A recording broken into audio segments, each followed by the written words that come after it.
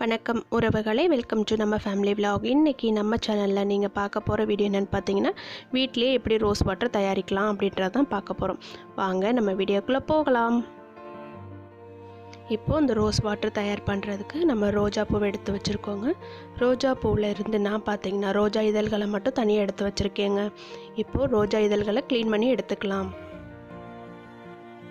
நான் பார்த்தீங்கன்னா ஆல்ரெடி சுடுதண்ணி போட்டு வச்சுருந்தேங்க. அந்த சுடுதண்ணியில் இந்த க்ளீன் பண்ணி வச்சுருக்க ரோஜா இதழ்களை போட்டு மூடி வச்சிடுறேன்.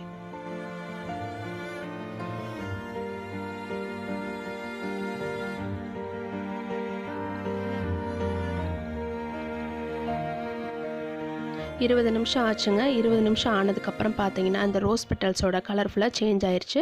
நம்மளுக்கு ரோஸ் வாட்டர் கிடச்சிருச்சு. இப்போ இந்த ரோஸ் வாட்டரை நல்லா ஆற வச்சுருங்க. ஆற வச்சு ஒரு வாட்டர் கேன்லேயோ இல்லை ஒரு பாட்டில்லையோ ஊற்றி நீங்கள் ஃப்ரிட்ஜில் ஸ்டோர் பண்ணி வச்சுக்கோங்க. நான் பார்த்தீங்கன்னா எந்த கலருமே ஆட் பண்ணலங்க. ரோஸோட இது ஒரிஜினல் கலர் தான். நம்ம வீட்டிலே ஈஸியாக தயார் பண்ணிக்கலாம்.